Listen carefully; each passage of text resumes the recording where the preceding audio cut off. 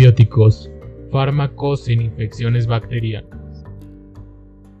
Los antibióticos son el resultado del desarrollo científico-tecnológico del hombre y constituyen una clase única de fármacos por su impacto en la sociedad, ya que han prestado y siguen prestando un enorme servicio a la humanidad, reduciendo significativamente la mortalidad de enfermedades infecciosas. Los antibióticos son considerados habitualmente como uno de los descubrimientos terapéuticos más importantes de la historia de la medicina. En la actualidad es muy improbable que alguien pueda vivir su vida sin recibir algún tipo de agente antimicrobiano.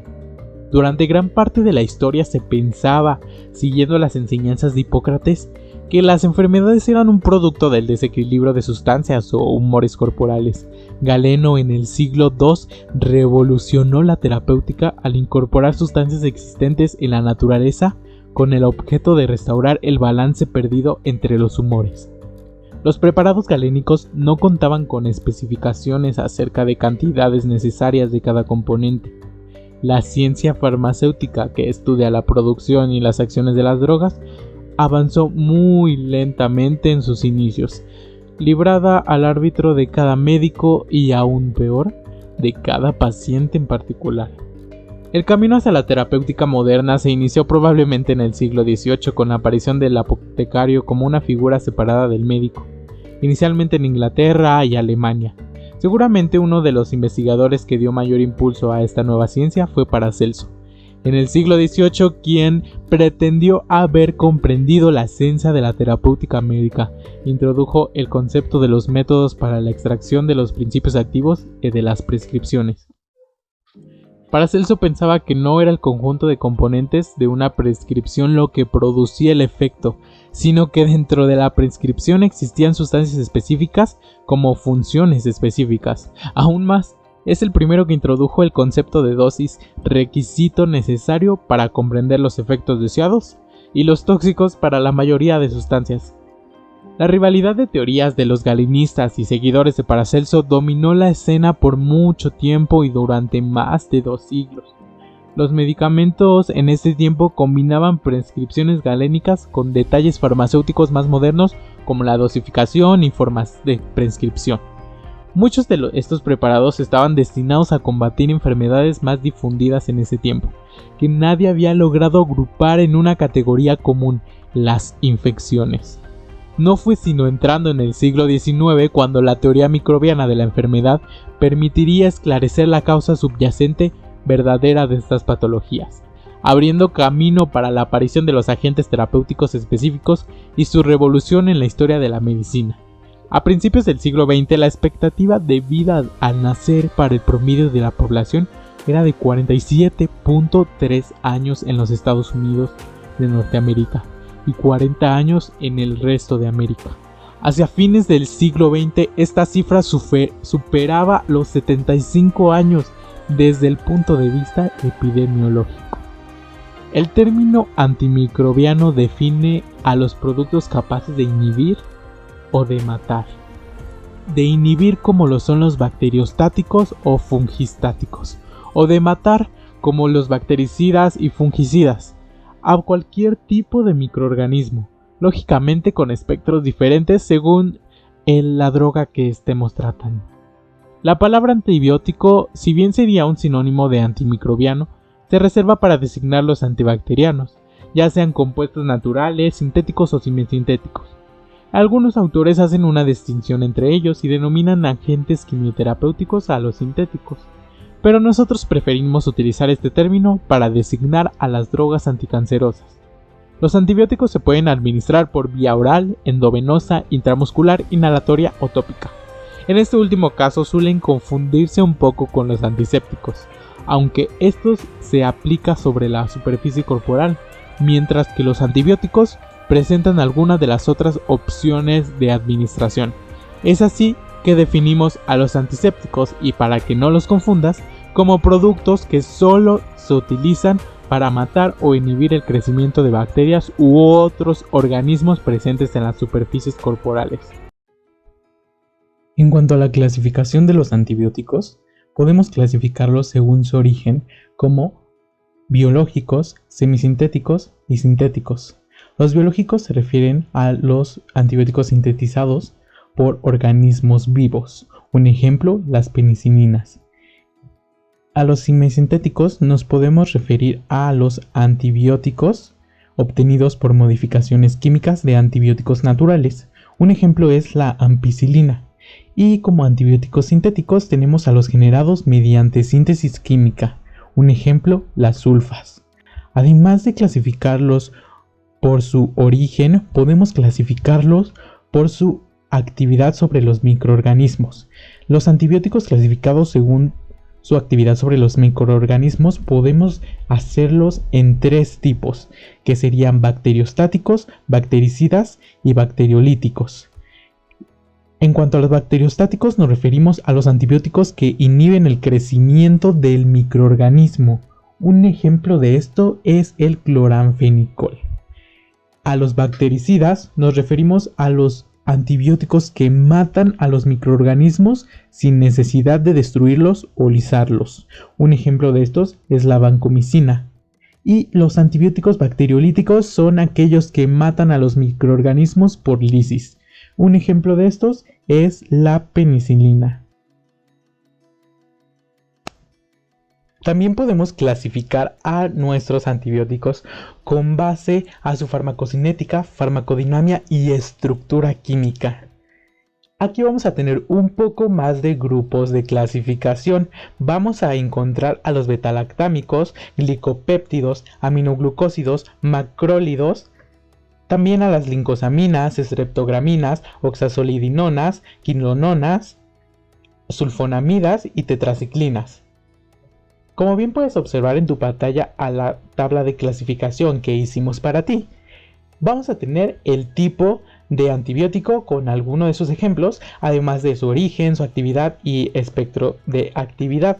Si quieres saber un poco más acerca de esta clasificación o algún ejemplo de los que te interesan, puedes pausar a tu pantalla y leer un poco más sobre la tabla que hicimos para sintetizarte un poco más la información.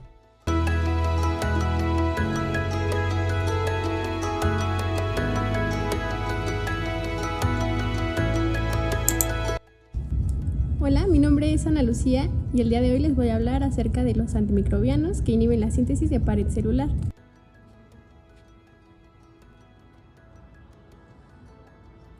Gran parte del éxito de los antimicrobianos se debe a su capacidad para inhibir la pared de las bacterias. Esto se debe a que las células humanas no presentan esta estructura. Para hablar de los antibióticos que inhiben la síntesis de la pared celular, primero debemos hablar de ¿qué es la pared celular? Se trata de una estructura resistente y rígida que se encuentra en el exterior de la membrana plasmática de las bacterias. Es como una capa que envuelve a la bacteria, dándole forma y rigidez. La protege de la presión osmótica y además la proporciona soporte mecánico, por lo que un daño a esta estructura haría que las bacterias cedan la presión osmótica y se lisen. La pared celular está hecha de una glucoproteína denominada peptidoglicano, que también se le conoce como mureína. El peptidoglicano está formado por cadenas de glucano, que son cadenas lineales de 2 aminoazúcares, N-acetilglucosamina y ácido N-acetilmurámico, y que forman una red, ya que al azúcar de N-acetilmurámico se le une un péptido cuyos aminoácidos son L-alanina, D-glutamato, lisina, D-alanina y D-alanina. Es importante mencionar que en la lisina de esta cadena se une un peptapéptido de glicina. La síntesis de pared celular se desarrolla en 3 etapas, sobre cada una de las cuales pueden actuar diferentes compuestos. La primera es la etapa citoplasmática, donde se sintetizan los precursores del peptidoglucano. La segunda implica el transporte a través de la membrana citoplasmática. Y la última es la organización final de la estructura del peptidoglucano, que se desarrolla en la parte más externa de la pared. Durante la primera etapa, se sintetizan los precursores de peptidoglucano a partir de diferentes elementos, entre ellos uridinidinfosfato, N-acetilglucosamina o UDP-NAG. Después, se une al azúcar la cadena de 5 aminoácidos de glicina. En esta etapa de síntesis de precursores de peptidoglicano es en donde puede actuar la cicloserina. Dado que la cicloserina y la D-alanina son análogos estructurales, la cicloserina es capaz de inhibir a la enzima alanina racemasa y a la D-alanina ligasa, deteniendo así las reacciones en las que se incorpora D-alanina a la síntesis de la pared celular bacteriana. por lo que se produce una pared imperfecta y esto conduce a la lisis de las bacterias. La cicloserina tiene efecto frente a varios microorganismos, tanto gram positivos como gram negativos, siendo particularmente efectiva contra el Mycobacterium tuberculosis.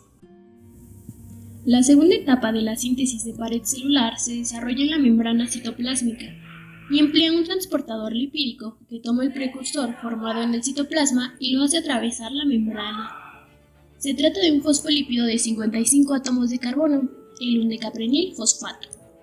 En la membrana también se termina de formar el precursor mediante la adición de una molécula de N-acetilglucosamina, que se enlaza al átomo 1 del carbono del ácido murámico, formando así un polímero lineal de peptidoglucano, constituido por unidades de N-acetilglucosamina y N-acetilmurámico pentapéptido. Una vez que este precursor atraviesa la membrana, el transportador queda pirofosforilado y se separa, y debe presentar una defosforilación para convertirse en su forma monofosfato activa, que puede transportar nuevos precursores a la capa de peptidoglucano.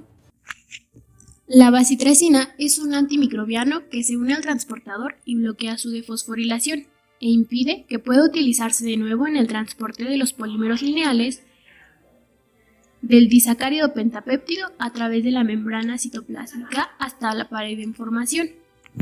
La bacitracina es un antibacteriano que tiene efecto contra las bacterias gram positivas, principalmente contra los cocos, así como contra el género Neisseria. La última etapa en la síntesis de la pared celular implica la organización final de la estructura del peptidoglucano en la parte más externa de la pared celular. Para ello, los precursores de peptidoglucano se ensamblan con la ayuda de enzimas situadas en la superficie de la membrana, que se conocen como proteínas fijadoras de penicilina, en inglés Penicillin Binding Proteins, o PBP. En esta etapa tienen su acción los glucopéptidos y los betalactámicos. Los glucopéptidos, como la vancomicina, impiden la transferencia del disacárido pentapéptido unido al transportador lipídico de la membrana plasmática al aceptor de la pared celular. Esto se debe a que estos compuestos recubren el extremo de alanina del disacárido pentapéptido, evitando así la acción de la glucosiltransferasa y transpeptidasas, y en consecuencia evitan la elongación del peptidoglucano. El gran tamaño de estos glucopéptidos impide su paso a través de la pared de las bacterias gram negativas, de forma que solo resultan activas frente a gram positivas. Principalmente tienen actividad bacteriostática en Enterococcus. Los betalactámicos son compuestos bactericidas que inhiben las fases finales de la síntesis del peptidoglucano, la que intervienen activamente las ya mencionadas enzimas PBP. Las PBP tienen actividad transpeptidasa, transglucosilasa y carboxipeptidasa, por lo que pueden entrelazar los componentes del peptidoglucano. Los betalactámicos bloquean estas enzimas, por lo que el anillo betalactámico tiene una estructura espacial similar a la del residuo acil-D-alanil-D-alanina de las cadenas del peptidoglicano, que es el sustrato natural de las PBP. La acción bactericida de los betalactámicos no está relacionada directamente con la inhibición de la síntesis del peptidoglucano, impidiendo así su crecimiento, es decir, un efecto bacteriostático, sino con la activación de un sistema de enzimas líticas llamadas autolisinas, que a la inversa de las PBP están implicadas en la degradación del peptidoglucano. El peptidoglucano está en continua renovación, resultante del equilibrio entre los procesos de síntesis, implicadas las PBPs, e hidrólisis, implicadas las autolisinas a bajo nivel de actividad. Por lo que la ruptura de este equilibrio por la acción de los betalactámicos va a provocar la muerte bacteriana. El espectro de los betalactámicos abarca las bacterias gram positivas, gram negativas y espiroquetas. Sin embargo, no son activos frente a micoplasmas porque carecen de pared celular. Las penicilinas constituyen uno de los primeros antibióticos utilizados en la historia para tratar infecciones y otras enfermedades serias. De hecho, todavía se utilizan de forma regular en la medicina moderna.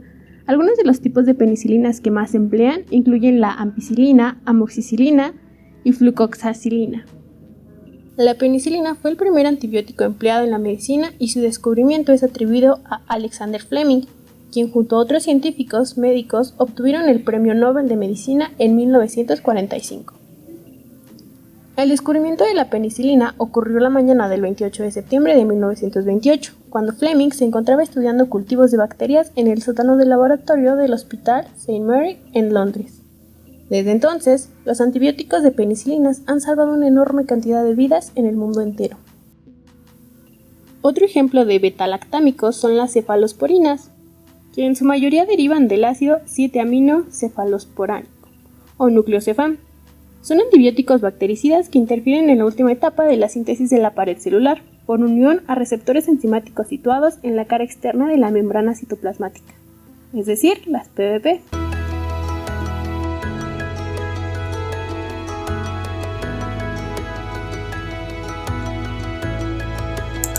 Hola, soy Aline y les voy a hablar sobre los fármacos inhibidores de la síntesis de proteínas. Para entrar en contexto con la síntesis de proteínas, recordemos que el ribosoma es uno de los principales blancos de acción de los antibióticos, por ser el sitio donde se producen las proteínas por el proceso de traducción. Este está compuesto de 3 subunidades de ARN ribosomal, 16S, 23S y 5S, además de 54 proteínas ribosomales. El ARN ribosomal es el sitio funcional dominante. La mayoría de los inhibidores de la biosíntesis de proteínas y ciertamente los de mayor interés en la biología y en medicina son antibióticos que actúan bloqueando específicamente el proceso de traducción del ARN mensajero a nivel del ribosoma. Se llama traducción a la conversión de la secuencia de nucleótidos de una molécula en ARN mensajero en una secuencia correspondiente de aminoácidos de una cadena polipeptídica. La traducción se divide en 4 pasos: la iniciación, elongación, terminación y reciclado. Son varios los antibióticos que inhiben la síntesis de proteínas. La mayoría de los empleados en la clínica actúan en el ciclo de elongación, como los aminoglucósidos, el cloranfenicol, el ácido fusídico, la mupirocina, las lincosamidas, las tetraclicinas, estreptograminas y oxazolidinonas. En cuanto a los aminoglucósidos, estos constituyen un grupo de antibióticos de estructura química compleja que se parecen entre sí por su actividad antimicrobiana, características farmacocinéticas y su toxicidad. Los principales son la gentamicina, la streptomicina, la micacina, la trobracina y la neomicina. La mayoría de estos aminoglucósidos son sustancias naturales producidas por actinomicetos, aunque en el caso de la micacina se trata de un derivado sintético. Son denominados aminoglucósidos porque todos contienen un anillo aminociclitol unido por enlaces glucosídicos a 2 o más azúcares. En cuanto a su mecanismo de acción, estos aminoglucósidos inhiben la síntesis de proteínas mediante la unión al sitio A en el ARN ribosomal 16S del ribosoma 50S y la síntesis proteica bacteriana al alterar la lectura del ARN mensajero. Aunque los miembros de la clase de los aminoglucósidos tienen una especificidad diferente para diferentes regiones en el sitio A, todos alteran a su conformación. Como resultado de esta interacción, el antibiótico promueve la mala traducción al inducir la lectura errónea del codón en la aceptación del aminoácido ARN transferasa. Esto da lugar a una síntesis de proteínas propensas a errores, lo que permite que los aminoácidos incorrectos se unan a un polipéptido que se libera posteriormente para causar daños a la membrana celular y en otros sitios. La streptomicina fue el primer antibiótico de la familia de los aminoglucósidos. En cuanto a la neomicina, la kanamicina y la gentamicina, son productos de fermentación con 2 o 3 componentes químicos.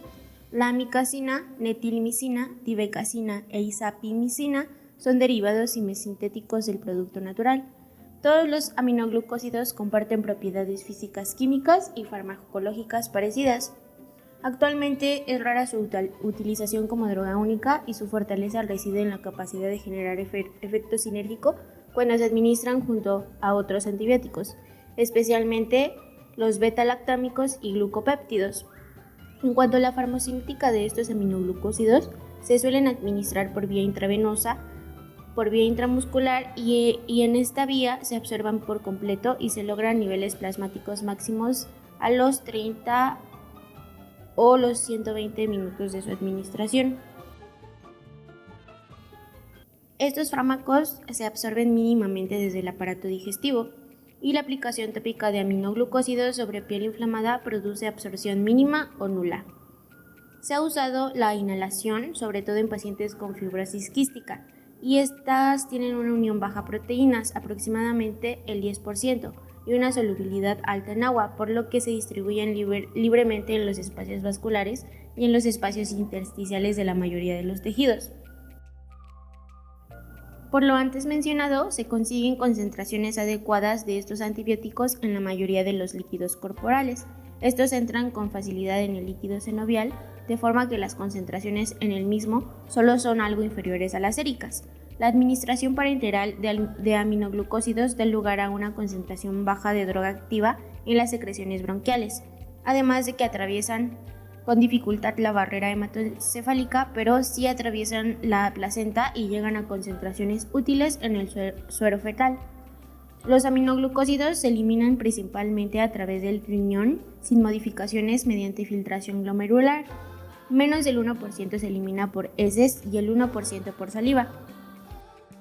Los aminoglucósidos presentan actividad bactericida dependiente de la concentración y prolongados efectos posantibióticos frente a los microorganismos sensibles.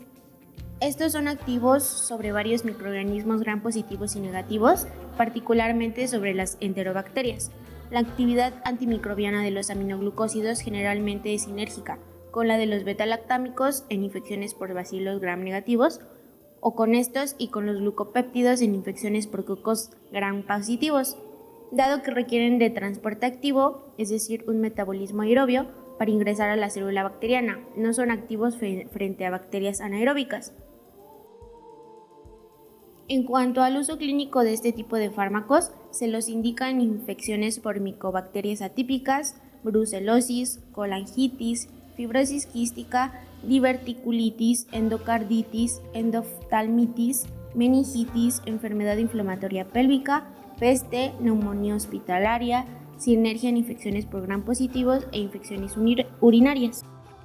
Lo anterior fue una breve introducción sobre los aminoglucósidos. Ahora les hablaré sobre las propiedades farmacológicas de algunos aminoglucósidos individuales. Inicialmente tenemos a la gentamicina.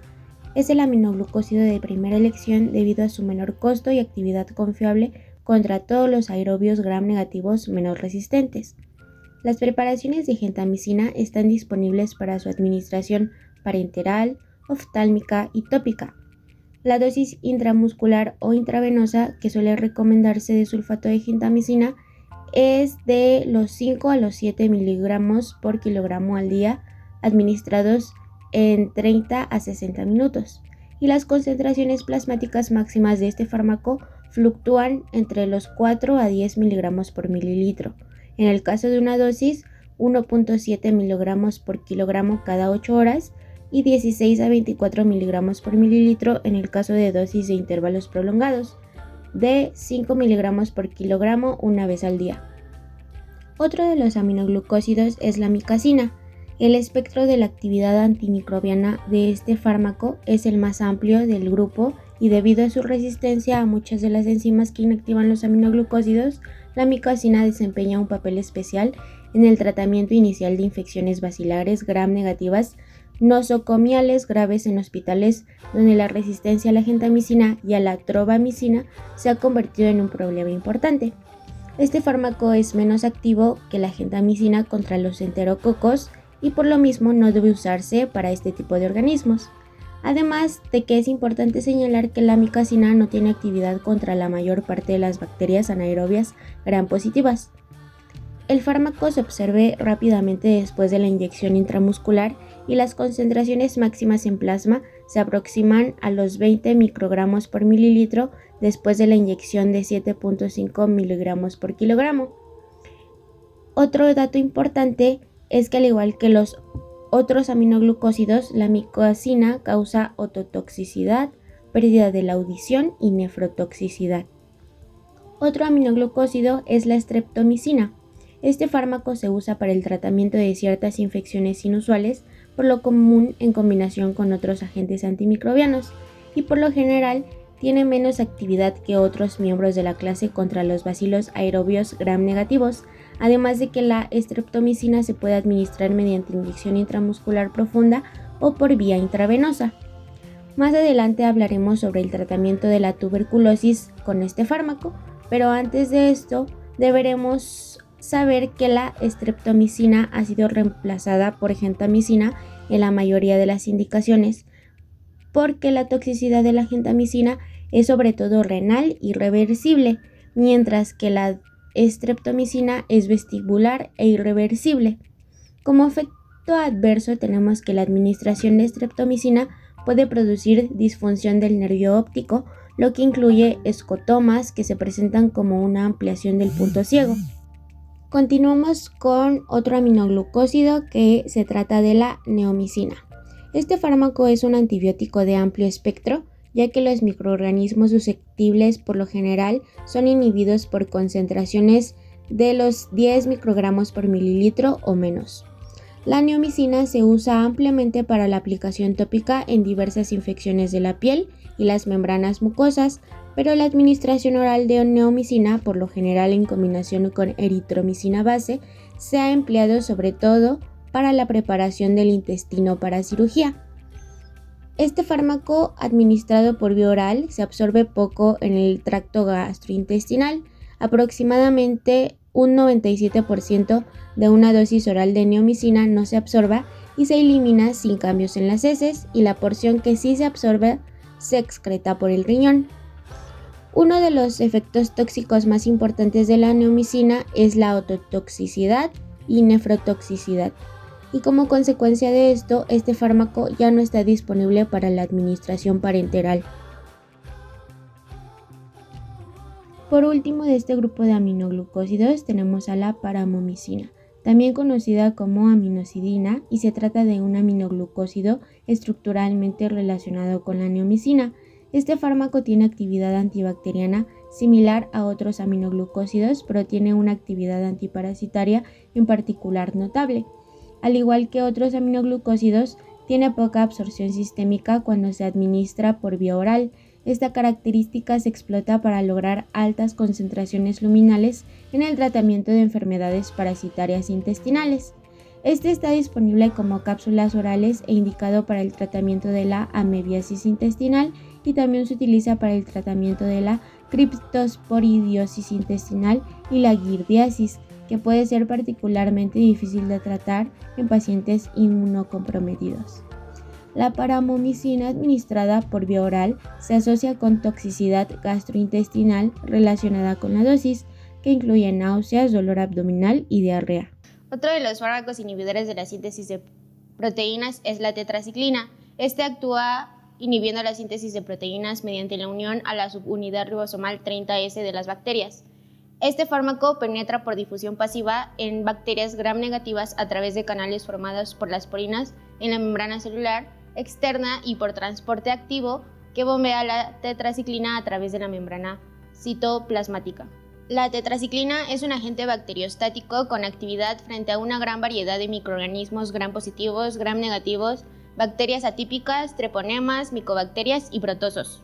Este fármaco pertenece al grupo de las tetraclicinas de primera generación, es decir, de los agentes más antiguos que tienen una menor lipofilicidad y una menor absorción en intestino y estómago. Este fármaco puede administrarse por vía oral o por vía intravenosa.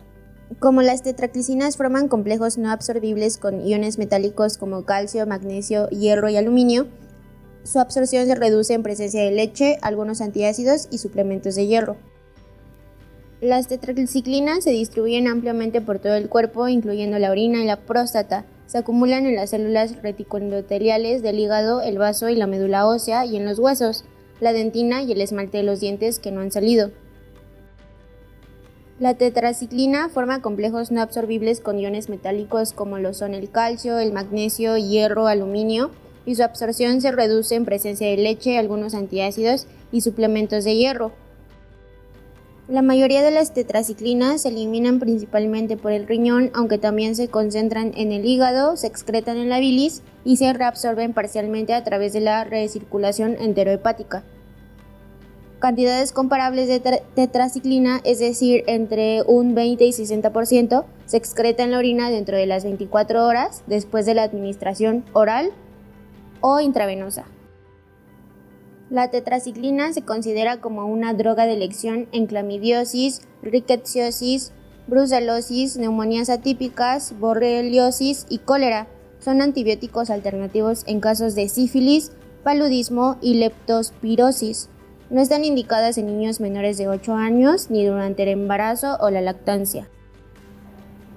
La resistencia es mediada en forma predominante por plásmidos y a menudo es inducible. Los 3 mecanismos principales de resistencia se refieren a la disminución de la acumulación de tetraciclina como consecuencia de la menor penetración del antibiótico o la adquisición de una vía salida dependiente de energía, además de la producción de una proteína de protección ribosómica que desplaza la tetraciclina de su blanco. Y como último mecanismo tenemos la inactivación enzimática de las tetraciclinas. Otro de los fármacos inhibidores de la síntesis de proteínas es el cloranfenicol. Este se aisló originalmente a partir de cultivos de Streptomyces y este inhibe la síntesis de proteínas bacterianas mediante su unión a la unidad ribosómica 50S. Este fármaco presenta un amplio espectro de actividad antibacteriana, incluidos microorganismos gram positivos, gram negativos y rickettsias. Este fármaco actúa como bacteriostático frente a la mayoría de los microorganismos, pero en algunos puede actuar como bactericida. El cloranfenicol puede administrarse por vía oral, intravenosa y en algunos casos se ha administrado por vía tópica. Un ejemplo puede ser por vía oftálmica. Otro de los fármacos pertenecientes a los inhibidores de la síntesis de proteínas es la eritromicina. Este pertenece a los macrólidos y son un grupo de antibióticos con estructura de lactona macrocíclica y uno o más desoxiazúcares añadidos. La eritromicina fue el primer fármaco de esta clase con aplicación química, bien como fármaco de elección o como alternativa a la penicilina en individuos alérgicos a los antibióticos betalactámicos. En general, se considera que los macrólidos son bacteriostáticos, pero a dosis altas pueden ser bactericidas. Su lugar de unión es idéntico o muy cercano al de la clindamicina y el cloranfenicol. Los antibióticos macrólidos contienen un anillo de lactona multimiembro, anillos de 14 miembros para la eritromicina. En cuanto a su mecanismo de acción, los macrólidos inhiben la síntesis de proteínas bacterianas mediante su acción sobre la translocación ribosómica. Al igual que el cloranfenicol y la clindamicina, estos fármacos se unen también a la subunidad 50S del ribosoma bacteriano, por lo que todas estas sustancias pueden competir entre sí si se administran simultáneamente. La eritromicina no inhibe la formación del enlace peptídico per se, sino que más bien inhibe la etapa de translocación en la que una molécula de peptidil RNA transferasa recién sintetizada se mueve desde el sitio aceptor en el ribosoma al sitio donante peptidilo. Las bacterias gram positivas acumulan unas 100 veces más eritromicina que las bacterias gram negativas. En cuanto a su espectro antibacteriano, tenemos que la eritromicina es eficaz frente a bacterias gram positivas y espiroquetas, pero no ante la gran mayoría de microorganismos gram negativos. La eritromicina comúnmente es bacteriostática, pero puede ser bactericida en altas concentraciones contra organismos susceptibles. En cuanto a la farmacocinética de la eritromicina, se administra en tabletas con cubierta entérica o en forma esterificada que se absorbe bien por vía oral. Este se absorba de manera incompleta en el intestino para evitar que sea destruida o inactivada por el ácido gástrico.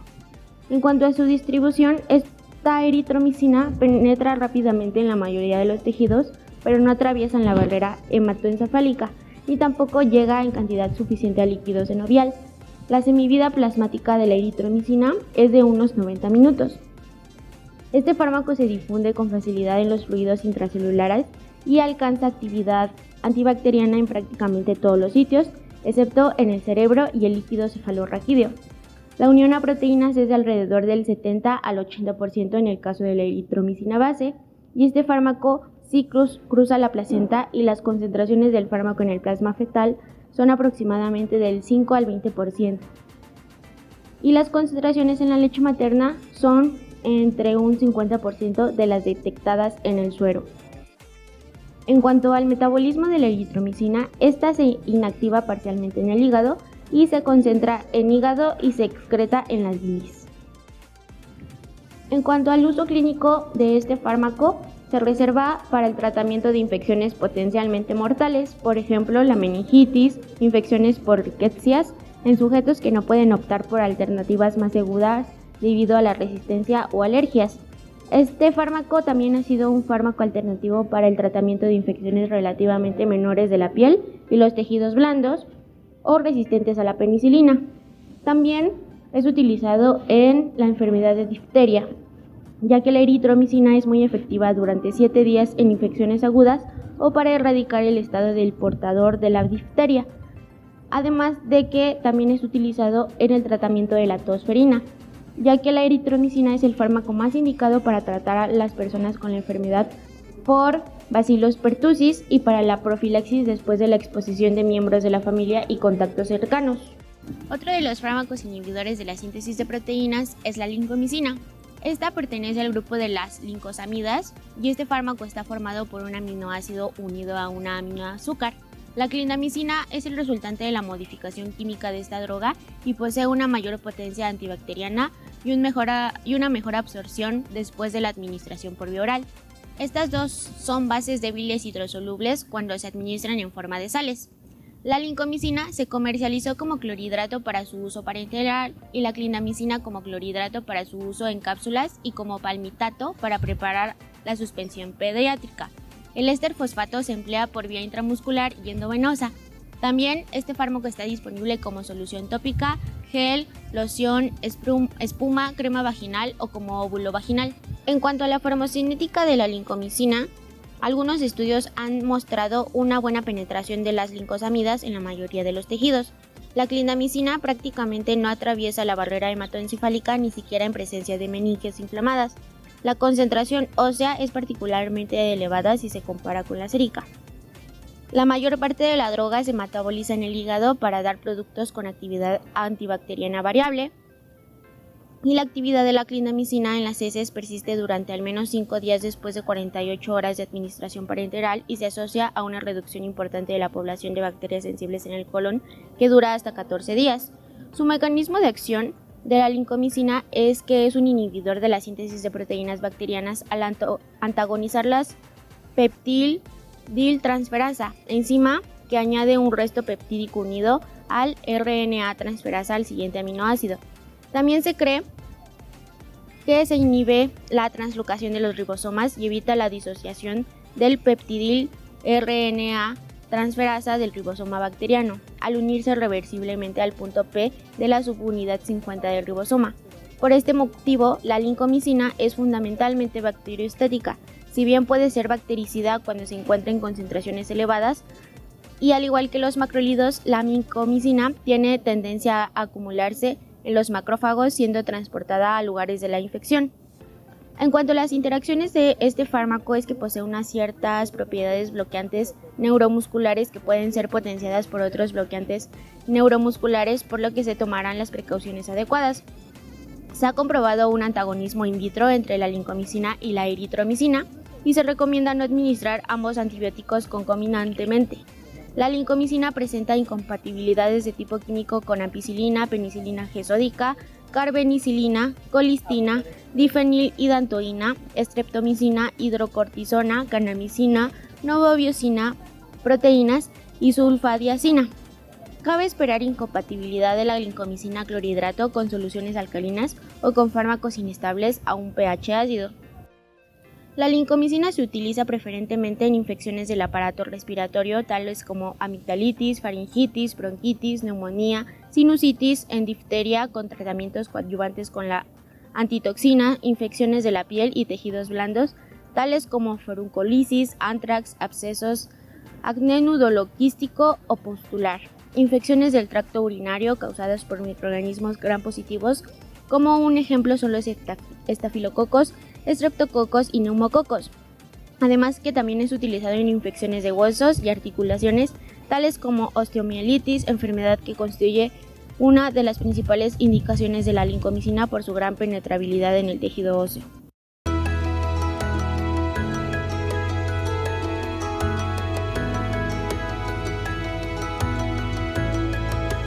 Mi nombre es Fabián Rivera Soriano y yo les hablaré sobre lo que es los antibióticos considerados antimetabolitos. Estos tienen su fundamento en que su estructura debe ser análoga al ácido paraminobenzoico. Este es un metabolito necesario para la síntesis de ácido fólico en el crecimiento bacteriano, por lo que al tener una estructura análoga, pelearán por el sitio de unión hacia el enzima correspondiente, ocasionando así su inhibición bacteriana. El primer fármaco antimetabolito del que les hablaré es la trimetoprima. También llamado como 2,4 diaminopirimidina, se encarga de inhibir lo que es la enzima dihidrofolato reductasa. Por lo tanto, esta ocasionará que no se convierta el dihidrofolato, que es un metabolito secundario del ácido fólico, a tetrahidrofolato. Y posteriormente este fármaco actuará en lo que es en la síntesis de proteínas en las proteínas bacterianas, así como del ADN de la bacteria. Este fármaco se presenta en comprimidos de 100 miligramos para su uso oral, pero no es comercializada en nuestro medio. Este se absorbe con facilidad y casi por completo en el tubo digestivo. Las concentraciones séricas máximas aparecen de 1 a 4 horas después de la ingesta de los 100 miligramos y se aproxima a un microgramo por mililitro. También, la combinación puede administrarse por vía endovenosa. Aproximadamente el 60 al 80% de la dosis del trimethoprim se excreta en un plazo de 24 horas por la orina, a través de la secreción tubular. El resto de la droga se excreta por el riñón como metabolitos urinarios que carecen de actividad antibacteriana. También se excreta por la bilis. La semivida sérica oscila entre 9 y 11 horas en las personas sanas y es más prolongada en pacientes con insuficiencia renal. Este fármaco antimetabolito debe su actividad a la potente inhibición de la dihidrofolato reductasa bacteriana, otra enzima clave en el metabolismo del ácido tetrahidrofólico. Específicamente, este interfiere en la conversión de dihidrofolato a tetrahidrofolato, el precursor del ácido folínico, y en última instancia de la síntesis de purinas y de ADN. Este fármaco, al igual que las sulfamidas, interfiere en el metabolismo del ácido fólico, por lo que combinadas producen un efecto sinérgico. El trimethoprim se distribuye ampliamente en los tejidos y puede aparecer en los riñones y en el pulmón. Así de igual manera se puede encontrar en lo que es el plasma y en la bilis, la saliva, la leche materna y en el líquido seminal. También se encuentra en la secreción prostática en concentraciones 2 a 3 veces superiores a las séricas, pero los pacientes con prostatitis crónica pueden presentar cifras inferiores. Las concentraciones en el líquido cefalorraquídeo corresponden a cerca del 40% de los niveles séricos.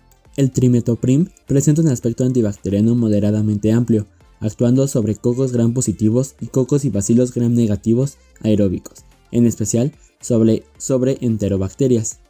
Los organismos más sensibles a su efecto bacteriostático son los estrafilococos, streptococos, neumococos, Escherichia coli, salmonelas, shigellas, entre otras. En el caso de estas sulfonas, su actividad bacteriostática recae sobre su capacidad de poder inhibir la síntesis de ácido dihidrofólico, compitiendo con el ácido paraminobenzoico en el lugar activo de la enzima dihidroperoxato sintasa, y es por eso que este nuevamente es considerado un fármaco antimetabolito. Los seres humanos no sintetizan ácido fólico, por lo que necesitan su aporte en la dieta. Por lo tanto, la síntesis de purina humana no se ve afectada significativamente por la acción inhibitoria de la trimetoprima, mientras que la actividad antibacteriana de este mismo fármaco se inhibe en presencia de pus o restos de tejido necrótico, ya que se reduce la necesidad de la bacteria para poder sintetizar ácido fólico por incorporación externa de timina. La resistencia bacteriana a la trimetoprima se puede deber a los siguientes cambios, siendo el primero de estos el cambio a la permeabilidad celular. El segundo es una disminución de la capacidad de la fijación fármaco-bacteria, o la tercera es una superproducción o alteración en la enzima dihidrofolato reductasa. Esta alteración enzimática está codificada por un plásmido, mientras que las otras dos opciones se debe a las mutaciones cromosómicas. El uso más común de la trimetoprima es para eliminar las bacterias que provocan infecciones en las vías urinarias, aunque solo a aquellas que son sensibles a dosis de 100 miligramos cada 12 horas o dosis de 200 miligramos por cada día durante los siguientes 10 días. De igual manera, esta se usa en combinación con otros medicamentos para tratar ciertos tipos de neumonía. También se usa para tratar diarrea de viajero y está contraindicada en personas con hipersensibilidad al fármaco y en caso de anemia megaloblástica debido al déficit de folato. Es recomendable evitarla durante el embarazo y en los primeros meses de vida, y su administración debe ser controlada en caso de insuficiencia renal. Todas las sulfonas se absorben bien desde el intestino, desde donde se distribuyen con amplitud a todos los tejidos y tienden a retenerse en la piel, los músculos, el hígado y los riñones, donde la piel leprosa contiene 10 veces más el fármaco que la piel normal. Las sulfonas se excretan dentro de la bilis y se reabsorben por el intestino, lo que prolonga los valores sanguíneos terapéuticos, mientras que por otro lado, esta también se puede excretar en la orina, donde el fármaco aparece bajo la forma predominante en un conjugado de ácido glucurónido. Alrededor del 90% de la sulfona ingerida es excretada en la orina, donde el 75% de esta tiene una forma de compuesto azoico y el 15% no tiene variación en su forma. La dapsona, siendo la sulfona con la estructura química más sencilla, esta se utiliza principalmente en dermatología para el tratamiento de múltiples padecimientos. Esta inicialmente se utilizó como antibiótico para el tratamiento de la lepra, la infección actinomicetoma y otros padecimientos cutáneos. Posteriormente, se fue descubriendo su eficacia en una gran variedad de dermatosis inflamatorias, sobre todo en la dermatitis herpetiforme, así también como algunos casos de dermatitis, acné, el síndrome de Sweet, celulitis eosinofílica y granuloma anular. Los efectos antibacterianos y antiinfecciosos de las sulfonas han sido bastante claros, ya que se ha demostrado su efecto en la actividad bacteriostática sobre el estreptococo y diversas micobacterias, en especial en la Mycobacteria leprae. Esta actividad es debida a su mecanismo competitivo frente al ácido paraaminobenzoico, el cual no puede transformarse en ácido dihidrofólico en el interior de la bacteria. Este mecanismo de acción es superponible al de las sulfamidas que bloquean la síntesis de purinas en las bacterias. Además que las sulfonas actúan sobre el paludismo, al igual que las aminoquinonas, las cuales bloquean la fosforilación de los ácidos nucleicos. El grupo de fármacos llamados sulfas o sulfamidas son aquellas que impiden que las bacterias produzcan una forma de ácido fólico que necesitan para crecer y multiplicarse. Estas son inhibidoras competitivas de la dihidropteroato sintasa, que es una enzima bacteriana que provoca la incorporación del ácido paraaminobenzoico en el ácido dihidropteroico. Este es un precursor inmediato del ácido fólico. Por lo tanto, estos análogos estructurales del ácido paraaminobenzoico evitan el uso bacteriano de este mismo para la síntesis de ácido fólico. Los microorganismos sensibles son aquellos que sintetizan su propio ácido fólico, mientras que las bacterias que pueden utilizar folato preformado no son sensibles. Su espectro de acción es amplio, ya que abarca la mayoría de los microorganismos gram positivos y muchos gram negativos, especialmente esos últimos, pero su uso se ha limitado debido al desarrollo de la resistencia.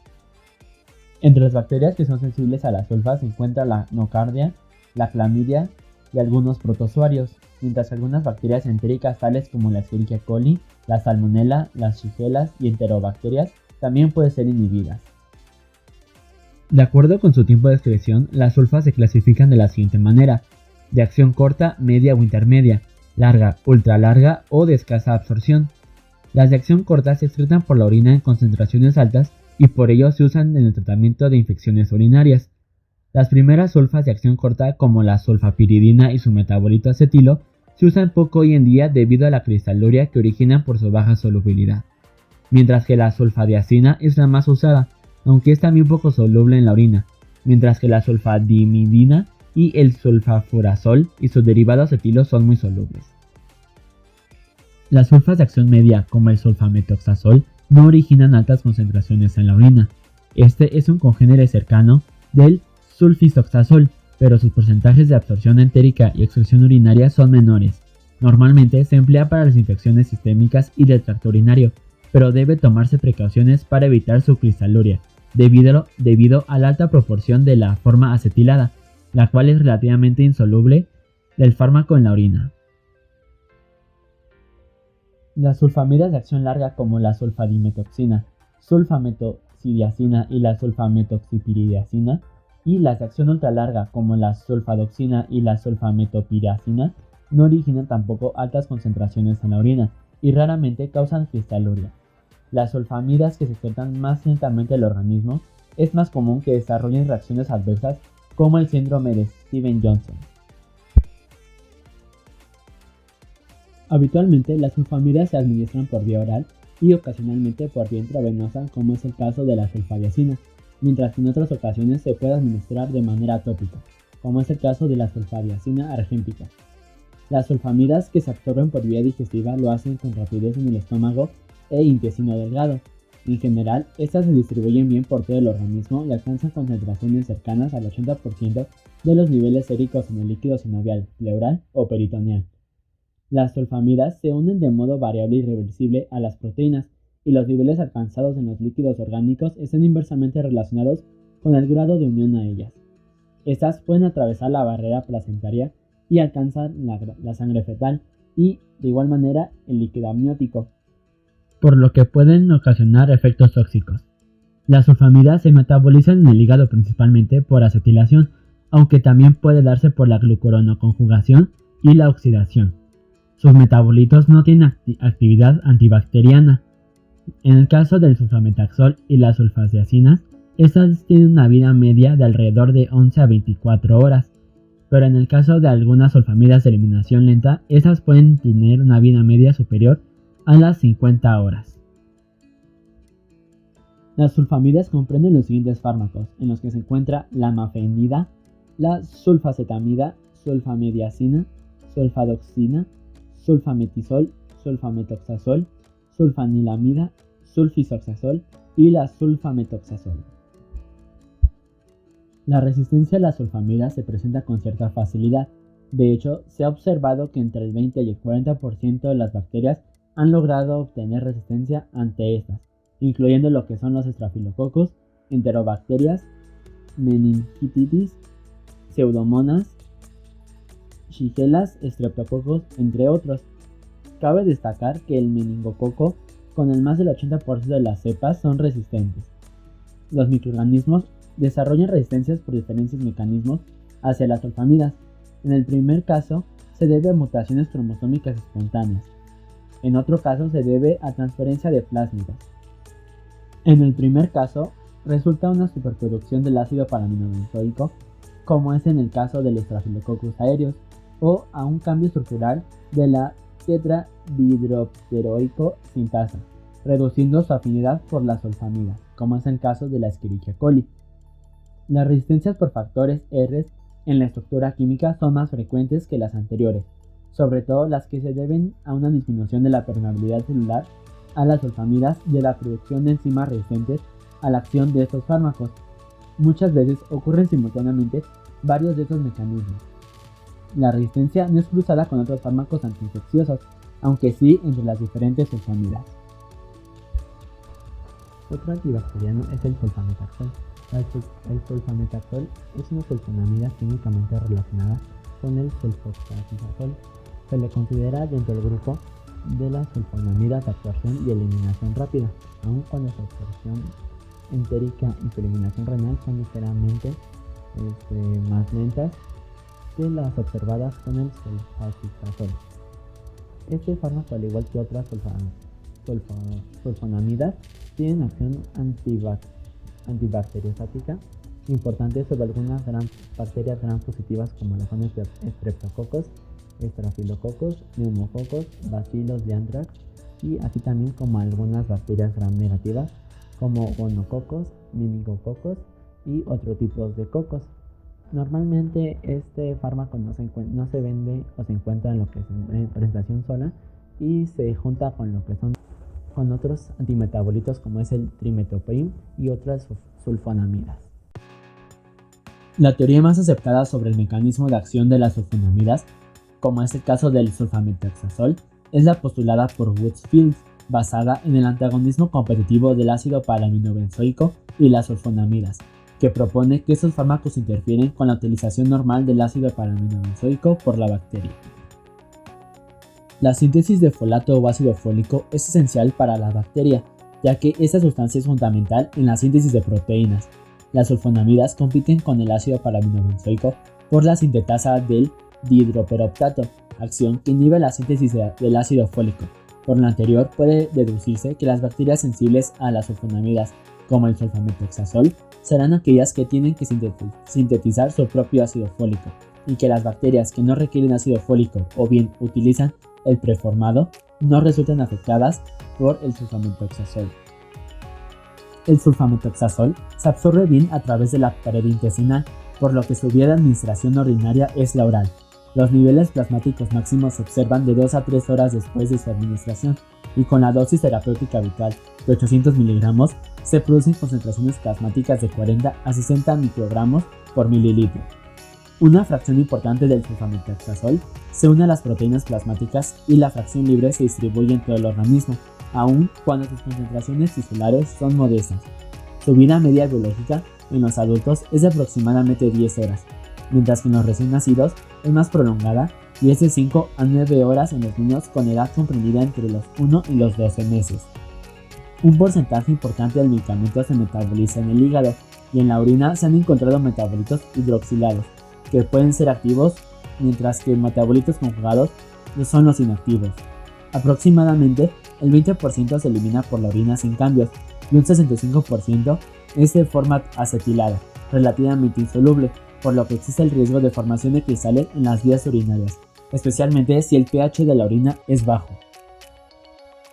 Para muchos autores, la introducción de la terapéutica de la mezcla trimetoprim-sulfamethoxazol ha constituido uno de los avances más importantes en el área de la quimioterapia y representa la aplicación práctica de la hipótesis de Hitching-Burchard.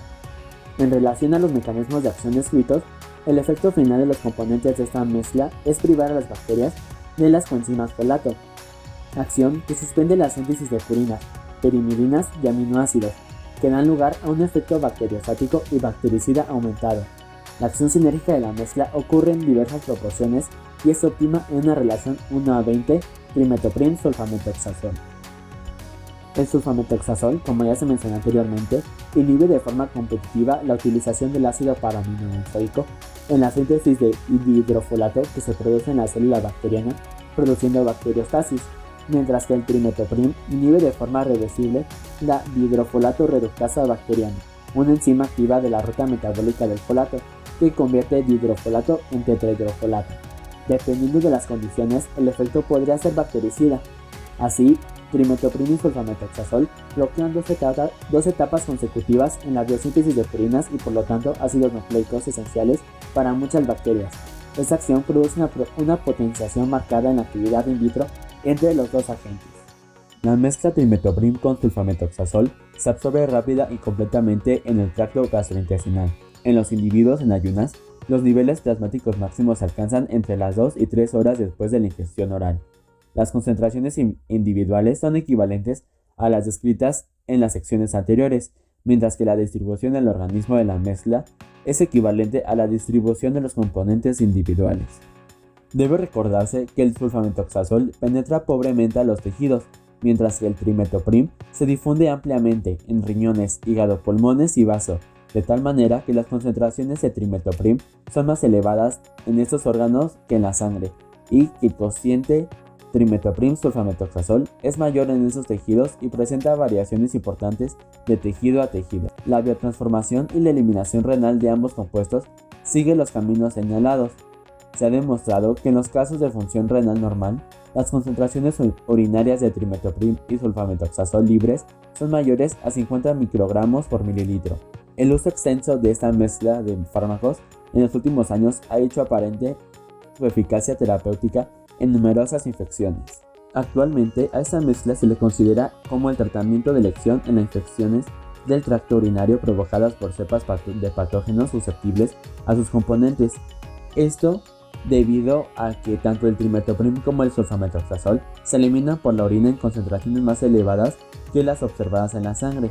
De igual manera, la mayoría de las infecciones urinarias son producidas por bacilos gram negativos y enterococos, patógenos que suelen ser resistentes a los quimioterápicos orales, por lo que esta mezcla es de gran utilidad contra estas.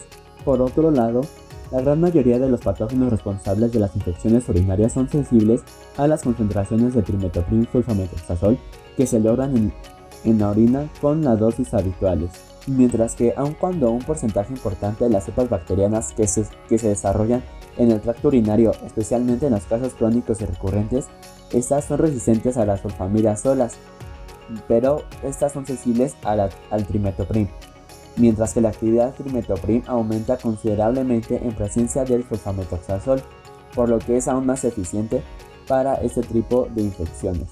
Y por último, la administración recurrente de trimetoprim y sulfamethoxazol se ofrece la posibilidad de que cada uno retrase, inhiba o prevenga la aparición de cepas resistentes al otro o a la combinación. Actualmente se considera que la mezcla es un tratamiento alternativo muy útil en el manejo de infecciones provocadas por gérmenes susceptibles localizados en otros tejidos. Se han comunicado resultados satisfactorios en los casos de salmonelosis, brucelosis, infecciones del tracto respiratorio, endocarditis bacteriana y toxoplasmosis, mientras que la mezcla trimetoprim-sulfametoxazol es poco tóxica, por lo que es muy útil contra diferentes infecciones. La mezcla está contraindicada en pacientes con antecedentes de sensibilidad a las sulfamidas y no debe administrarse concurrentemente con diuréticos diacídicos, furosemida y anticonvulsionantes, ya que se reporta una alta incidencia de trombocitopenia y megaloblastosis. Asimismo, se recomienda usarla con precaución en pacientes con posibles deficiencias de folato, como lo son embarazadas, alcohólicos crónicos o desnutridos, y en pacientes con insuficiencia renal. Como se mencionó anteriormente, el sulfametoxazol ya no se encuentra de manera propia en el mercado, sino que se encuentra junto con el trimetoprim, fármaco del que mencionamos anteriormente. Cuando ambos fármacos se usan combinados, se produce sinergia antimicrobiana a causa del bloqueo secuencial de la síntesis de folato. La combinación farmacológica es bactericida contra organismos susceptibles. Entre las infecciones de vías respiratorias superiores o inferiores, a las cuales se puede tratar con la mezcla sulfametoxazol-trimetoprim, se encuentra lo que es rinitis, sinusitis, faringitis, amigdalitis, traqueitis, bronquitis aguda o crónica, neumonía y bronconeumonía, mientras que en las infecciones genitourinarias se encuentra lo que es la cistitis aguda o crónica, pielocistitis, pielonefritis y uretritis genocócicas, mientras que las infecciones de aparato digestivo en las cuales se ha indicado se encuentra la parotifoidea, tifoidea, gastroenteritis y disentería bacilar. Por otro lado, está recomendado para infecciones de la piel como la piodermias, furúnculos, abscesos y heridas infectadas. La mezcla trimetoprim-sulfametoxazol también está indicada para tratar las infecciones oculares como la conjuntivitis e infecciones agudas de los oídos. De igual manera, está indicada para infecciones entéricas, incluso la shigelosis y la diarrea de los viajeros. Y por último, está indicada para tratar y prevenir lo que es la neumonía por Pneumocystis carini. Esto en personas con inmunodeficiencia, las cuales se son expuestas al riesgo de contraer esta enfermedad. La mezcla trimetoprim-sulfametoxazol inhibe del 50 al 95% de las cepas de Staphylococcus aureus, Staphylococcus epidermis, Staphylococcus biogenes, Staphylococcus fecalis y Staphylococcus viridans. De igual manera, inhibe lo que son las cepas de Escherichia coli, Salmonella, Shigellas y Pseudomonas, al igual que enterobacterias. También son sensibles Klebsiella, Brucella abortus, Pasteurella hemolítica y también se ha demostrado que inhibe pseudotuberculosis.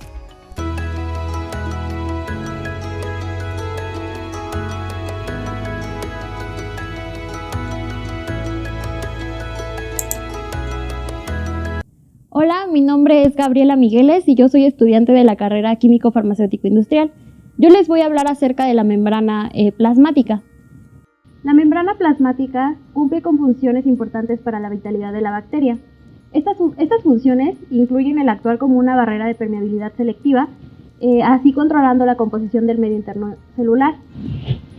Algunos medicamentos utilizados en clínica provocan una gran alteración de esta permeabilidad de la membrana. Estos medicamentos pueden ser detergentes o tensioactivos catiónicos. Permiten el escape de aminoácidos intracelulares, purinas, pirimidinas, entre otras moléculas. Las bacterias más susceptibles a estos antibióticos son las gram negativas debido a su gran cantidad de fosfolípidos. La insensibilidad o la resistencia para estos fármacos está en relación con la impermeabilidad de la membrana plasmática, pues hay membranas que suelen ser muy gruesas, como el ejemplo de las bacterias gram positivas. Todos estos antibióticos son líticos, incluso en bacterias en reposo, e incluso tienen cierto potencial tóxico. La polimixina es un antibiótico polipeptídico producido por la bacteria Bacillus polymixa. Su espectro de actividad se limita solamente a las bacterias gram negativas. Hoy en día este antibiótico ya no se utiliza y se utiliza solamente por vía oftalámica o tópica en combinación con otros antibióticos como la neomicina, bacitracina y clindamicina, o con antiinflamatorios como la hidrocortisona. En cuanto a su mecanismo de acción, la polimixina se fija a los fosfolípidos de las membranas de las células bacterianas gram negativas. Esta unión destruye las membranas bacterianas mediante un efecto detergente, aumentando la permeabilidad de la membrana, lo que se traduce en la muerte celular. La polimixina es bactericida frente a la mayor parte de los gérmenes gram negativos, aunque algunos Proteus y Serratia pueden ser resistentes. La actividad in vivo de la polimixina frente a los Pseudomonas aeruginosa es reducida por la presencia de iones divalentes que interfieren con la unión del antibiótico a la membrana bacteriana. La polimixina pierde aproximadamente el 50% de su actividad en el plasma, debido a la unión a los iones divalentes de este. Aproximadamente el 60% de la dosis administrada por vía parenteral se excreta por vía renal en los pacientes con la función renal normal. Si bien la excreción se retrasa después de la segunda dosis, debido probablemente a la unión del antibiótico a las membranas de las células renales. La semivida plasmática es de 4 a 6 horas en los pacientes con la función renal normal, aumentando de 2 a 3 días en los pacientes con insuficiencia renal. Después de la última dosis, la eliminación del antibiótico se prolonga hasta 24 a 72 horas en los pacientes con la función renal normal. En los niños, las concentraciones plasmáticas son más elevadas y la excreción renal más rápida que en los adultos. Es muy importante recalcar que cuando este fármaco se administra por vía intramuscular o intratecal, la administración debe llevarse a cabo en un hospital, bajo supervisión de un médico experimentado. Cuando la polimixina se utiliza parenteralmente, puede aumentar los efectos bloqueantes musculares de los anestésicos locales y de los relajantes musculares. La polimixina afecta las áreas mioneurales tanto pre- como postsinápticas, bloqueando la liberación de la acetilcolina en las zonas presinápticas y anulando su acción en las áreas postsinápticas. Si la polimixina se utiliza postoperatoriamente, puede ocasionar una recurrencia del bloqueo neuromuscular, produciendo una parálisis respiratoria. La colistina es un antibiótico polimixina producido por la cepa Penibacillus polymixa variante colistinus. Es una mezcla de polipéptido cíclico colistin A y B. La colistina es efectiva contra bacterias gram negativas y es utilizada como un antibiótico polipeptídico. Las vías de administración de la colistina es vía intravenosa, intratecal, intraventricular e inhalatoria. Está contraindicada en personas que padecen hipersensibilidad al producto o a otras polimixinas. Se debe de considerar la administración intravenosa concomitante con otros agentes antibacterianos. Solo se debe administrar cuando los antibióticos comúnmente prescritos no sean eficaces o apropiados. Algunas de las reacciones adversas de la colistina son mareos, parestesias faciales transitorias, lenguaje farfullante, inestabilidad vasomotora, alteraciones visuales, confusión, psicosis, apnea, neuro y nefrotoxicidad, erupción cutánea y por vía inhalatoria, además, tos, broncoespasmos y opresión en el pecho. La tirotricina es una mezcla de distintos polipéptidos cíclicos y lineales de efecto antibacteriano, generados por el bacilo anaerobio Bacillus brevis. El campo de acción abarca principalmente bacterias gram positivas, pero también algunas bacterias gram negativas. También algunos tipos de hongos, como por ejemplo el Candida albicans. La vía de administración de la tirotricina es por vía tópica. Está contraindicada en personas que padecen hipersensibilidad a tirotricina. No se debe de aplicar sobre la mucosa nasal. Según algunos estudios relatan que hay riesgo de disminución del olfato. No debe entrar en el ojo cuando se aplica en la zona de los ojos, ya que esto puede producir ardor. No existen datos sobre la administración en mujeres embarazadas. Tampoco se han realizado suficientes estudios experimentales en animales sobre la toxicidad reproductiva de tirotricina. Dado que se desconoce el nivel de disponibilidad sistémica de tirotricina, luego de la administración dérmica, se debe tener cuidado con su uso durante el embarazo. Como reacciones adversas a la tirotricina, solamente se tiene reporte de irritación de la piel y de la dermis.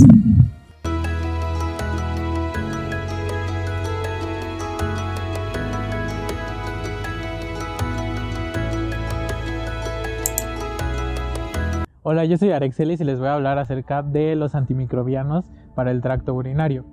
Estos antimicrobianos tienen la capacidad de inhibir la proliferación de especies bacterianas y a concentraciones antibacterianas eficaces llegan a la pelvis renal y a la vejiga. Es por eso que es posible proporcionar tales fármacos como terapia local debido a que solo en los riñones y en la vejiga se alcanzan valores terapéuticos apropiados. Uno de los primeros ejemplos de los que les voy a hablar es sobre la metenamina. La metenamina es un antiséptico urinario y profármaco que tiene una actividad la cual se debe a su potencial para generar formaldehído. La metenamina es la hexametil N-tetramina y tiene la siguiente estructura. Además de que esta sustancia se descompone en agua para generar formaldehído y lo podemos observar pues en la siguiente reacción. A pH de 7.4 la metenamina prácticamente no se descompone. Sin embargo, a pH de 6 hay formación del 6% de la cantidad teórica de formaldehído. Y si el pH es pues de 5, un poco más bajo, la cifra va a llegar al 20%. Por tal razón, la acidificación de la orina estimula el efecto antibacteriano que depende del formaldehído. Esta reacción sucede muy lento y se necesitan casi unas 3 horas para que alcance el 90% de su acción. Como actividad antimicrobiana podemos mencionar de este fármaco que casi todas las bacterias son sensibles al formaldehído libre en concentraciones aproximadamente de 20 microgramos sobre mililitro. Y es por esto que los microorganismos urelíticos como las especies de Proteus tienden a alcalinizar la orina, o sea, a aumentar su pH, de manera que inhiben la liberación de formaldehído. Los microbios no van a desarrollar resistencia a él. La metenamina se absorbe en administración oral, pero del 10 al 30% se descompone en el jugo gástrico, salvo que sea protegida por una cubierta entérica. El fármaco va a producir amoníaco, de modo que no está indicado su uso en la insuficiencia hepática. En la acidez, es decir, a pH bajo, solo es bacteriostático, de manera que podemos asumir que la acidificación va a tener una doble función. A dosis mayores de 500 miligramos 4 veces al día, incluso con comprimidos con cubierta entérica, causan a menudo molestias gastrointestinales. Cuando se proporcionan dosis de 4 a 8 miligramos por día o por más de 3 a 4 semanas. Una vez que la orina se encuentre estéril, hay que disminuir las dosis grandes, ya que la metenamina sistémica tiene poca toxicidad en las dosis habituales. Y por ello la eficiencia renal no constituye una contraindicación para utilizarla sola, pero los ácidos que se administran conjuntamente pueden disminuir su acción. El mantendelato de enamina, que es uno de los ácidos que se administran junto con este fármaco, está contraindicado en la insuficiencia renal, ya que puede formar cristaluria de la fracción del mandelenato, y la metenamina se combina con el sulfametizol y quizá otras sulfonamidas en la orina, y de ahí puede surgir antagonismo mutuo. Algunas de las aplicaciones terapéuticas de la metenamina podemos mencionar que no es solo un fármaco de primera elección para tratar infecciones agudas de vías urinarias, pero es útil para el tratamiento supresor a largo plazo. Esta sustancia alcanza su mayor eficacia si el microorganismo causal es E. coli, pero por lo regular suprime también gram negativos comunes y a menudo Staphylococcus aureus. Pero cabe mencionar que Enterobacter aurogenes y Proteus vulgaris casi siempre son resistentes. Las bacterias ureolíticas como Proteus dificultan el control del pH de la orina y el médico por tanto hará todos los esfuerzos para que este sea menor a 5.5, es decir que nuestro pH siempre se mantenga ácido. Otro de los medicamentos para las vías urinarias que vamos a mencionar es la nitrofurantoína. La nitrofurantoína es un nitrofurano sintético que se utiliza para evitar y tratar infecciones de las vías urinarias. Su fórmula estructural la podemos observar aquí. Además de que podemos mencionar que tiene actividad antimicrobiana, dándose ya que las enzimas que reducen la nitrofurantoína pertenecen a ser de máxima importancia para su activación. Se forman productos intermediarios frecuentemente reactivos y son los que explican la capacidad que posee la nitrofurantoína para lesionar el ácido desoxirribonucleico. Las bacterias reducen el fármaco con mayor rapidez que las células de los mamíferos, lo cual se cree que explica la actividad antimicrobiana selectiva de este fármaco. Las bacterias sensibles a fármacos rara vez se vuelven resistentes durante la terapéutica. Es por eso que la nitrofurantoína es activa contra muchas cepas de E. coli y Enterococcus. Sin embargo, casi todas las especies de Proteus y Pseudomonas, además de muchas especies de Enterobacter, Klebsiella, son resistentes.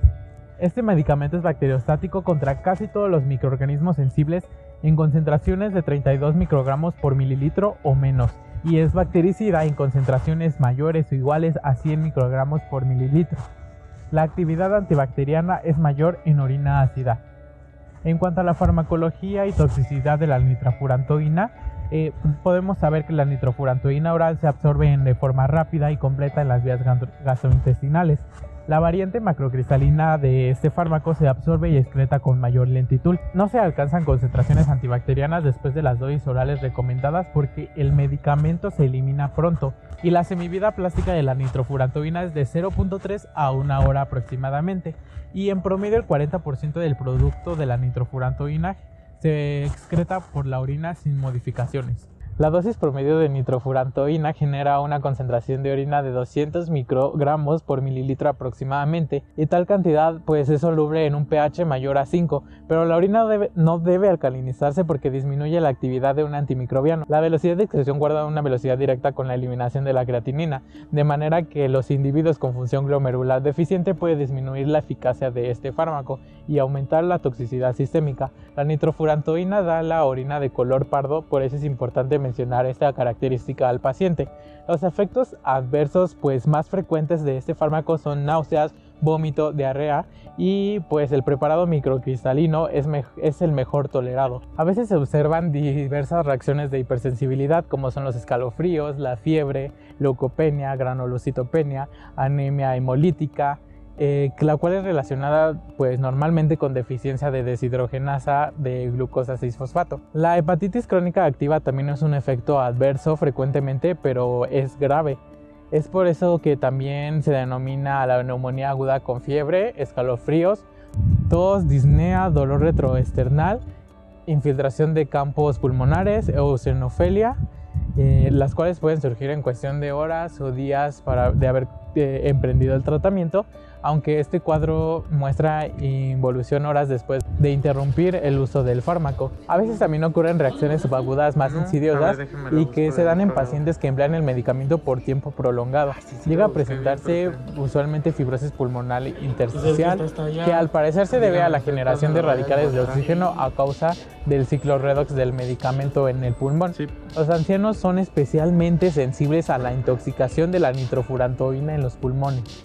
Además que también podemos mencionar que se han observado diversos cuadros neurológicos de modo ocasional, como lo es cefalgia, vértigo, somnolencia, mialgias y nistagmo, que suelen pues ser fácilmente reversibles, pero se han dado casos de polineuropatías graves con desmielinización y degeneración de nervios sensoriales y motores.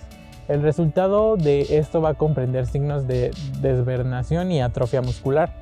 Con esto hay mayor probabilidad de que surjan las neuropatías en personas con deficiente función renal y quienes reciben el fármaco por mucho tiempo. Los metabolitos reactivos y tóxicos pues van a contribuir a algunas reacciones adversas como las que pues les he mencionado.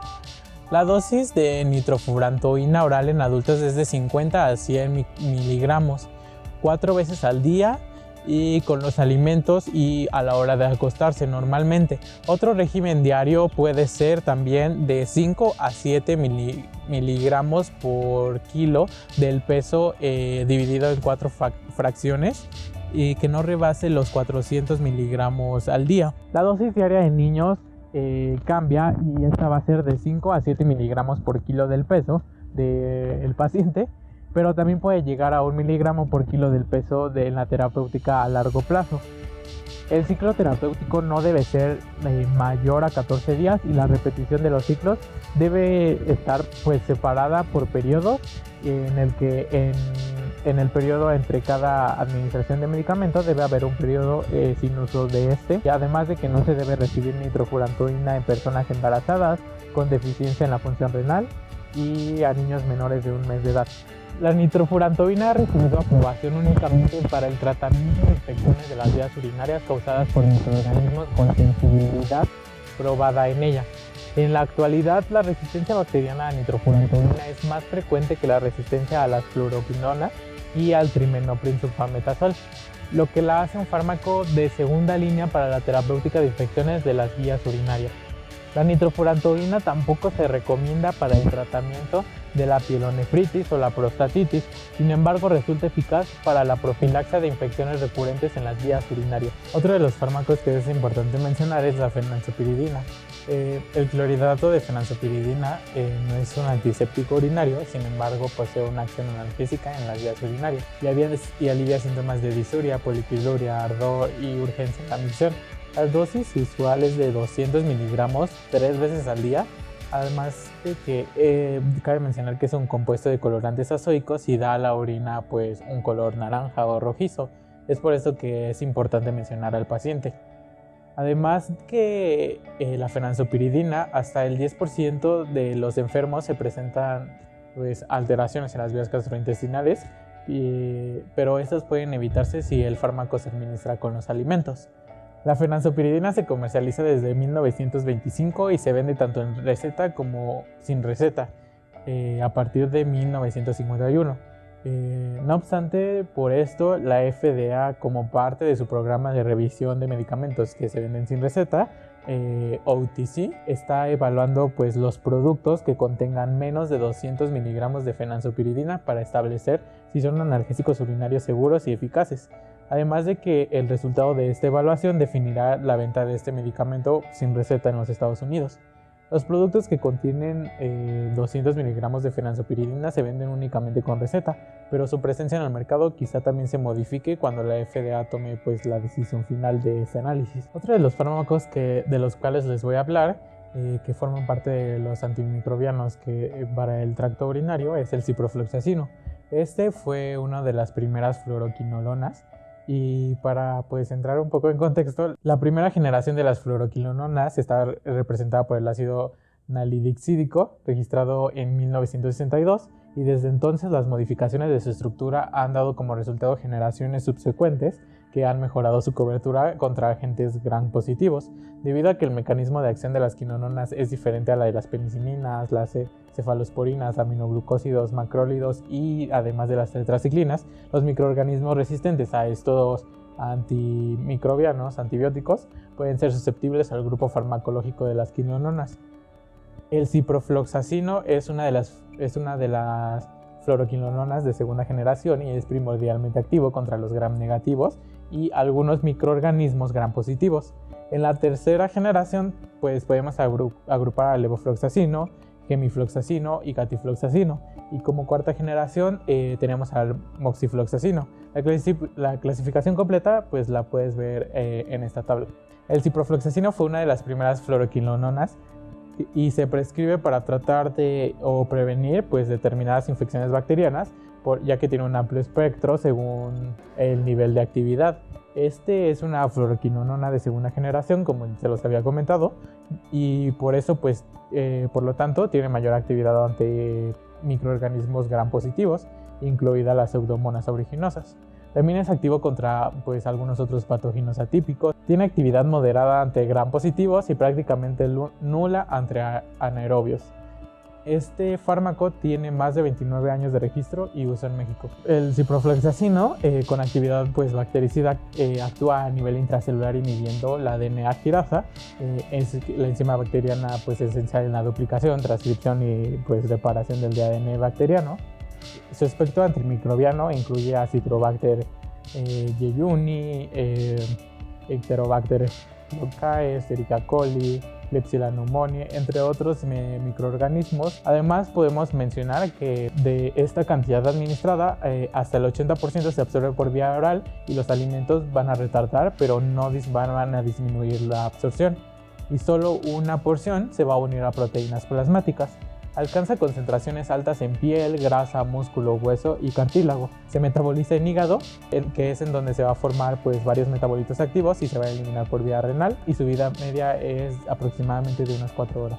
El ciprofloxacino está contraindicado en casos de hipersensibilidad a la ciprofloxacina o a otras quinolonas durante el embarazo y la lactancia. No se debe usar en niños por el riesgo de que produzca atropatía, además de que se debe usar con precaución en pacientes con alteraciones del sistema nervioso central, epilepsia, arteriosclerosis cerebral grave o cualquier otra condición que pueda causar crisis convulsivas. Además de que no se puede usar en pacientes con disfunción hepática o renal. Se debe hidratar al paciente para prevenir la cristaluria y evitar la alcalinización de la orina. Los productos que contienen aluminio o magnesio interfieren con su absorción intestinal, además de que disminuye la eliminación de teofilina. Algunas reacciones adversas frecuentes es náusea, vómito, dolor abdominal, cefalea, vértigo, insomnio, irritabilidad, temblor y ataxia. Alguna poco frecuente puede verse fotosensibilidad y algunas sí muy raras, pero se llegan a presentar es pues confusión, agitación, temblor, alucinaciones, psicosis aguda, nefritis intersticial, dolor en el sitio de inyección, tendinitis, edema, en el caso de la administración intravenosa, o algunas reacciones pues, de hipersensibilidad como púrito o enrojecimiento de la piel. En cuanto a las vías de administración y dosis, bueno, aunque ya mencionamos un poquito, podemos administrarlas pues, comúnmente por vía oral. En esta pues es para infecciones urinarias causadas por gérmenes susceptibles, se administra de 250 a 500 miligramos cada 12 horas durante 7 a 14 días. En infecciones, en diarreas infecciosas o infecciones leves o moderadas también en vías respiratorias, se administra el ciprofloxacino por vía oral, 500 miligramos cada 12 horas durante 14 días igualmente. También se administra en infecciones graves o complicadas de vías respiratorias, huesos, articulaciones, piel o tejidos blandos, 750 miligramos cada 12 horas. También se administra ese fármaco por infusión intravenosa, ya sean infecciones urinarias causadas por gérmenes susceptibles o también por infecciones moderadas o graves respiratorias de huesos, articulaciones o tejidos blandos.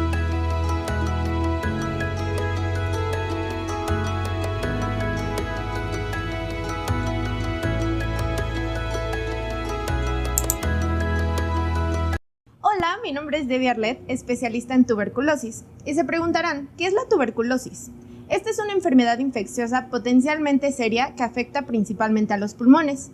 La bacteria que causa la tuberculosis se contagia de persona a persona a través de pequeñas gotitas diseminadas en el aire o al toser o estornudar.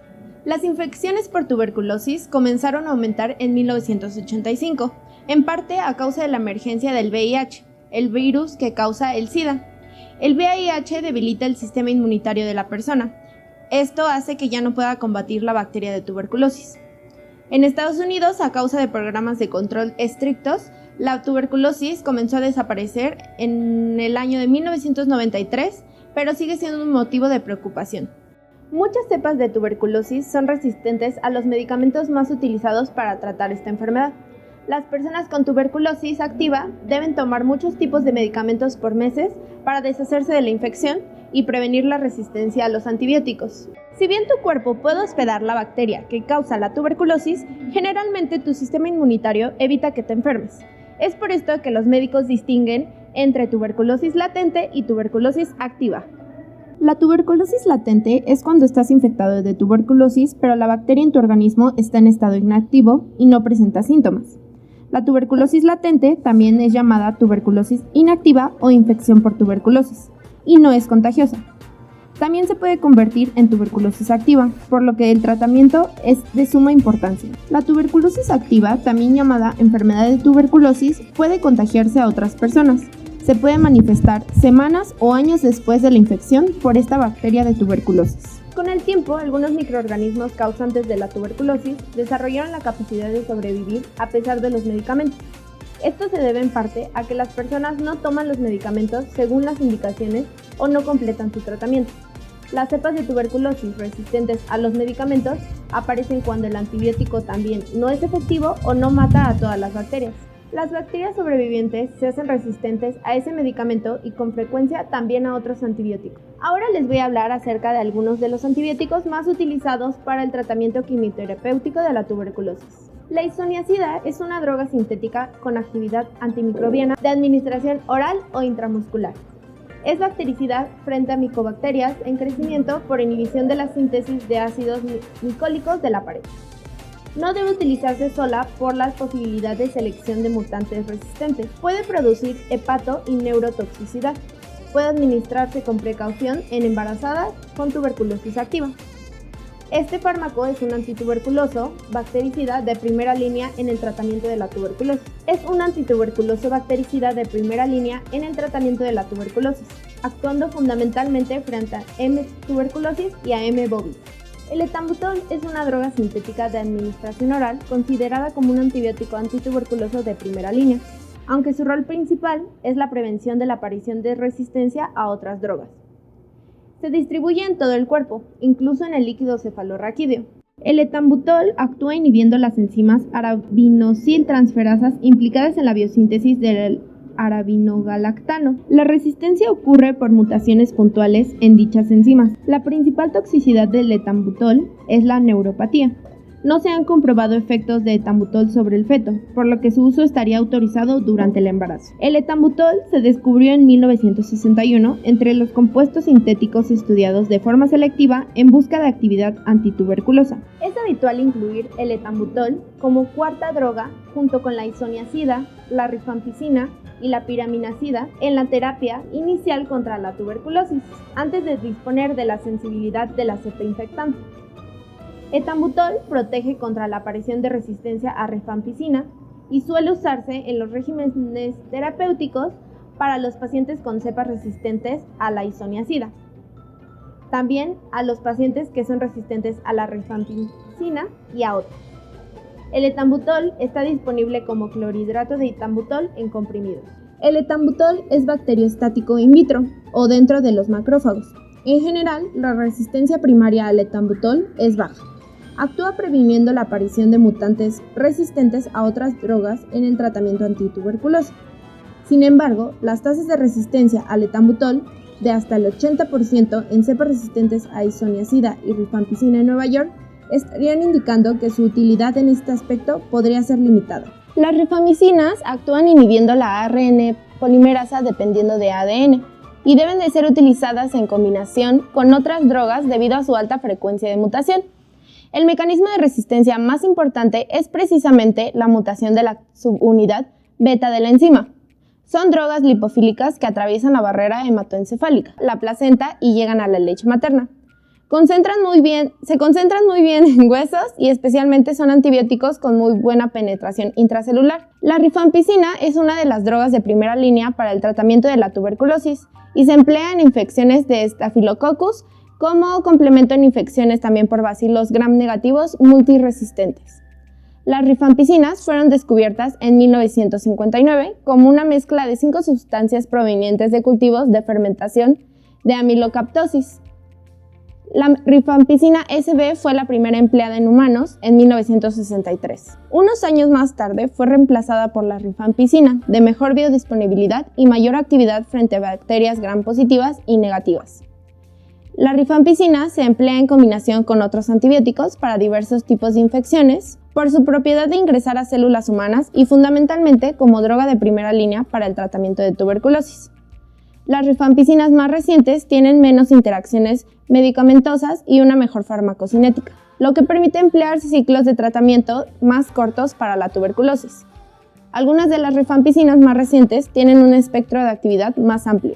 La streptomicina es un fármaco de segunda línea en el tratamiento de la tuberculosis. Esto porque es muy potente, pero a su vez es más tóxico. Pertenece a la familia de los aminoglucósidos y fue encontrado por una muestra de suelo de Streptomyces griseus. La piracinamida es considerada como una droga de administración oral de primera línea para el tratamiento antituberculoso. Es una piracina sintética análoga a la nicotinamida. Su mecanismo de acción es aún desconocido. Es bactericida frente a Mycobacterium tuberculosis. Y la resistencia de este fármaco se da por destrucción de la droga por medio de las piracinamidasas.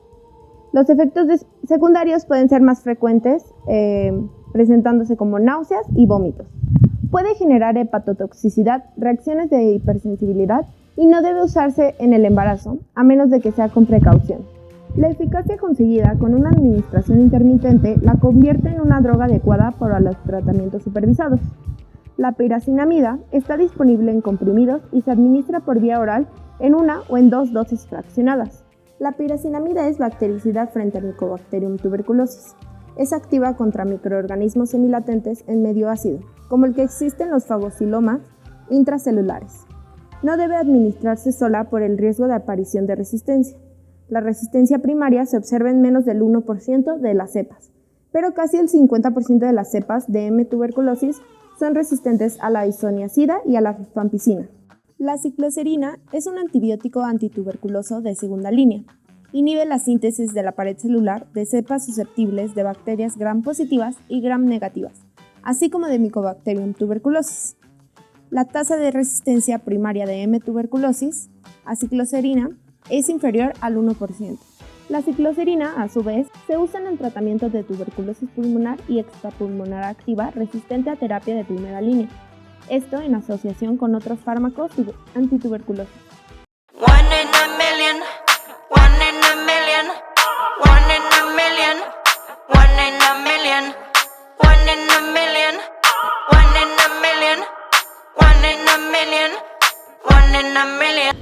¿Cómo se siente cuando toma antibióticos? Me siento bien.